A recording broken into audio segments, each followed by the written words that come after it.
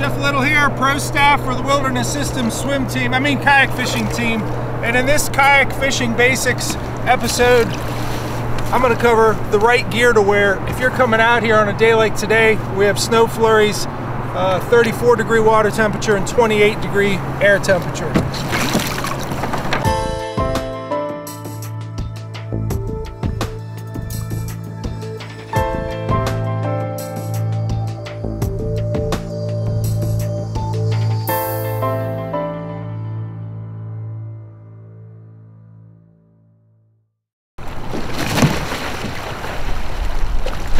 Every season, we lose kayak anglers to hypothermia. Sometimes it happens slowly, sometimes it happens very fast.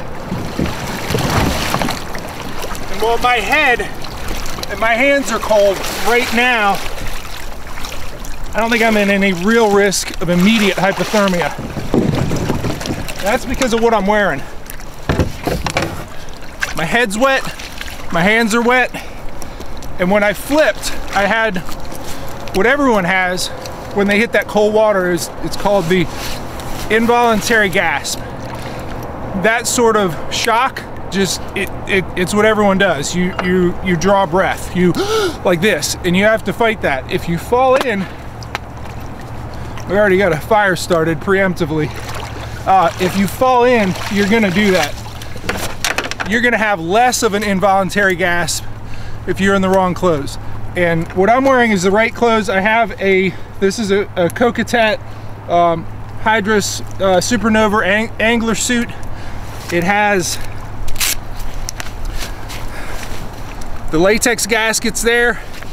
It has a neoprene gasket here. And when you do get a little bit wet, you gotta have your dry bag and you gotta have a full change of clothes. And we got the dry bag right over there.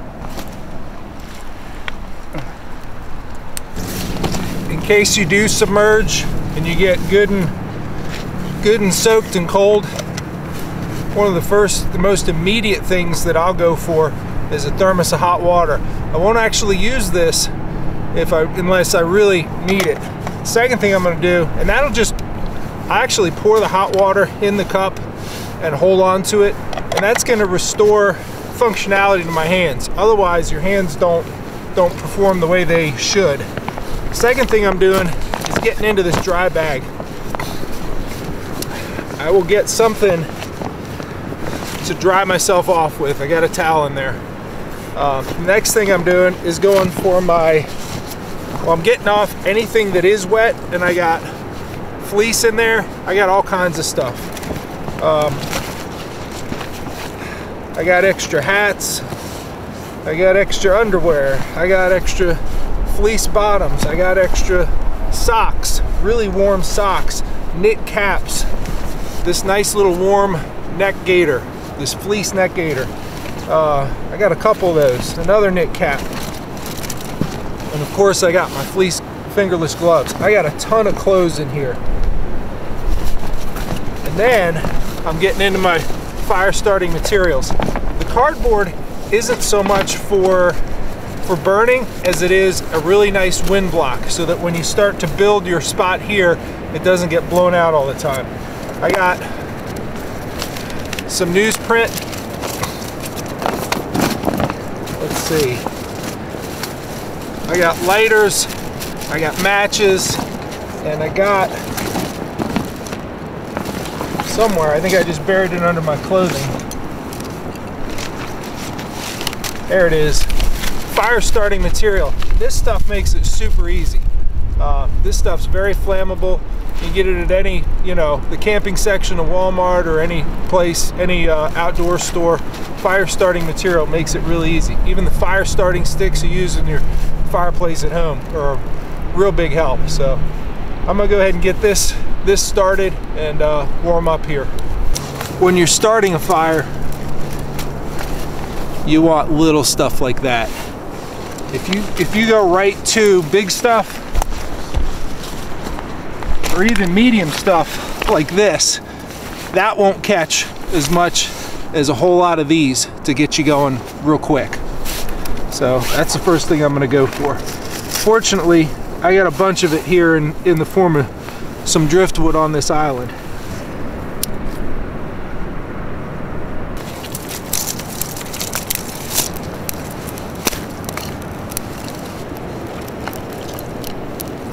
One point I want to make absolutely clear.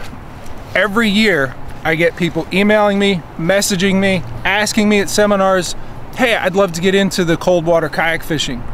I got a pair of waders and a rain jacket. Will that suffice? Absolutely not.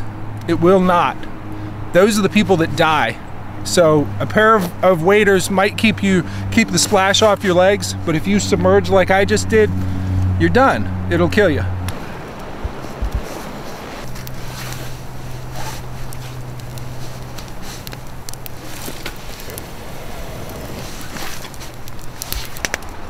All right, I got some feeling restored in my hand.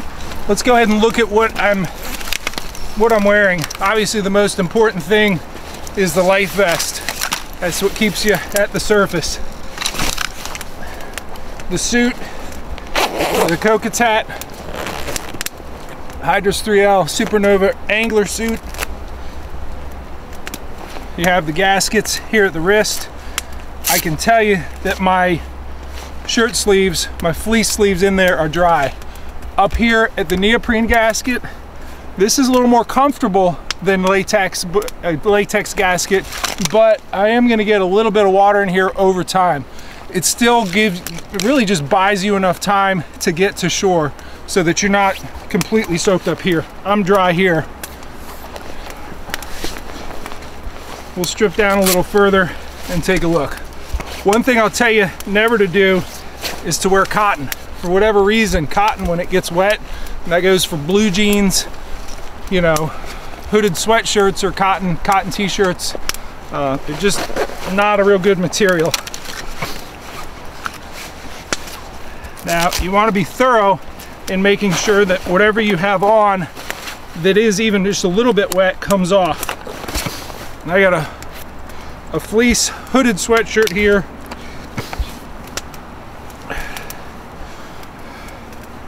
And this is a Kokatat. It's the inner core, similar to a fleece, but very breathable. And I have other layers as you go deeper. I got fleece pants, and then more of the same below. My feet are dry, so I'm not going to show you, but I got Smartwool socks down there. I actually got 2 pair. Sometimes I'll throw one of those hand warmers in there. So my hooded sweatshirt, it's barely damp, but I'm not wearing it. This one's dry. So I'll just dig in here, get another fleece garment, and go ahead and put that on.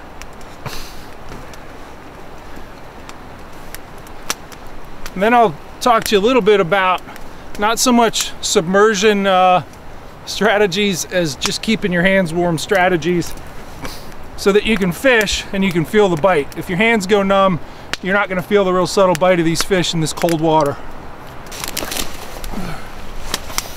One really neat feature about these types of garments, you want to make sure you get one that has this garment, or this feature in a garment. This is the relief zipper, and what that does is it allows you to pee and not pull down many layers. If you're in a pair of waders, the only way that you're gonna pee is by first taking off your life jacket. That's a problem. Taking off your top layer, you're losing heat. Taking off, you know, pulling, you know, something that's holding heat in down, and you're exposing more heat. Whereas with this, you just do your business and then get back to fishing after you zip it up. Make sure you zip it tight. All right, some dry stuff to wear on my head. I actually have, I don't always wear this, but as cold as I am, I'm gonna go ahead and put it on.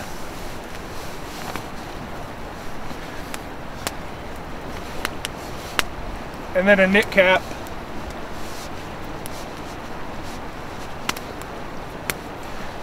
And then we'll get into the gloves. I like a pair of gloves that is fingerless, just so I can feel what's going on. So I can tie knots. I don't have to take the glove off in order to tie a knot. And then I'll take one of these little hand warmers. I actually got 2 of them here. And you want to shake them up real good. That has a little adhesive patch there. And I'm just going to put that on the back side of my hand. There's a lot of vascular things going on in the back of your hand. You know, blood moving in and out of your fingertips. And that'll do a lot to keep my hands warm, you know, while I'm fishing. It's a good strategy for just maintaining that warmth in your fingertips, which gives you that dexterity, which you need to do certain things like tie knots or, I don't know, really anything out here. The other thing you're gonna have to do once you're all warmed up is eat. Your body just used a whole lot of calories in generating heat. It's gonna need the calories to restore generating that heat and warming you back up.